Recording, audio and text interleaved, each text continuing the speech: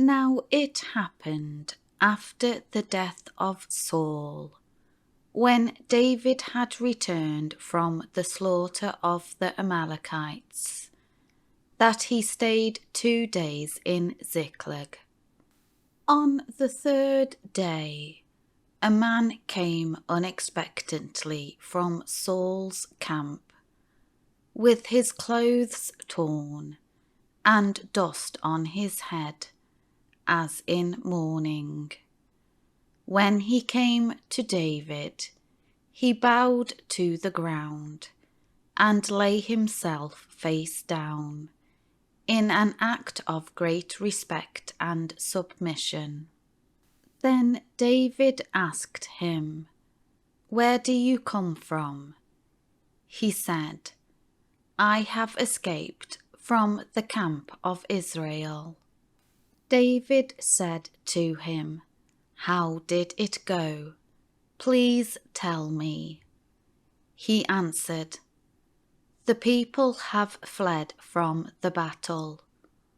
Also, many of the people have fallen and are dead. Saul and Jonathan his son are also dead." So David said to the young man who informed him, "How do you know Saul and his son Jonathan are dead?"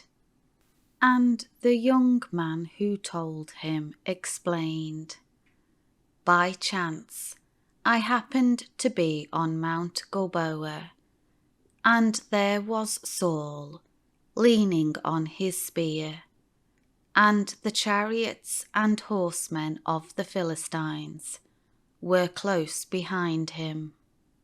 When he turned to look behind him, he saw me and called to me, and I answered, 'Here I am.' He asked me, 'Who are you?' I answered him, 'I am an Amalekite.' He said to me, 'Stand up facing me and kill me, for terrible agony has come over me, yet I still live, and I will be taken alive.' So I stood facing him and killed him, because I knew that he could not live after he had fallen.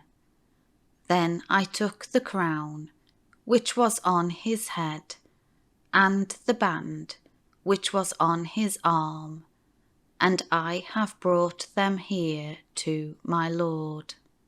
Then David grasped his own clothes and tore them in mourning. So did all the men who were with him.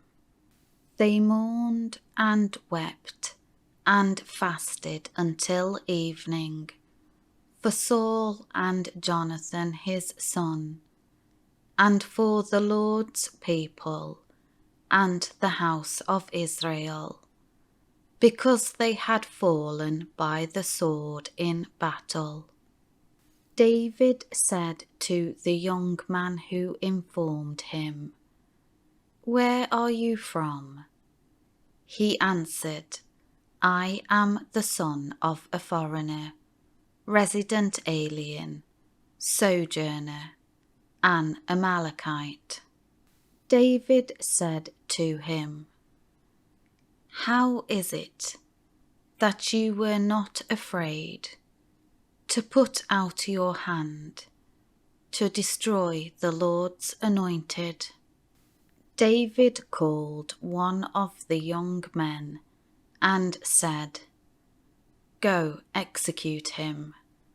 So he struck the Amalekite, and he died. David said to the fallen man, "Your blood is on your own head, for your own mouth has testified against you, saying, 'I have killed the Lord's anointed.'"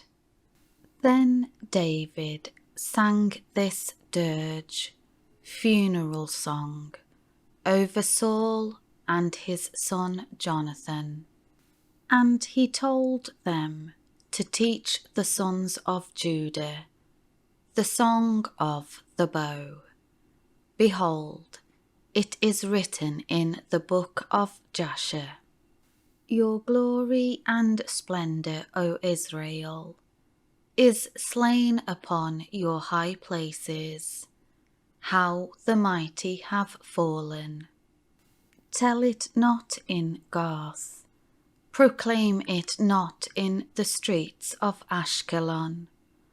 Or the daughters of the Philistines will rejoice. The daughters of the uncircumcised pagans will exult. O mountains of Gilboa, let not dew or rain be upon you, nor fields with offerings. For there the shield of the mighty was defiled, the shield of Saul, dry, cracked, not anointed with oil. From the blood of the slain, from the fat of the mighty, the bow of Jonathan did not turn back, and the sword of Saul did not return empty. Saul and Jonathan, beloved and lovely, and friends in their lives, and in their death they were not separated. They were swifter than eagles, they were stronger than lions. O daughters of Israel, weep over Saul, who clothed you luxuriously in scarlet, who put ornaments of gold on your apparel. How the mighty have fallen in the midst of the battle. Jonathan lies slain upon your high places. I am distressed for you, my brother Jonathan. You have been a good friend to me. Your love toward me was more wonderful than the love of women. How the mighty have fallen, and the weapons of war have perished.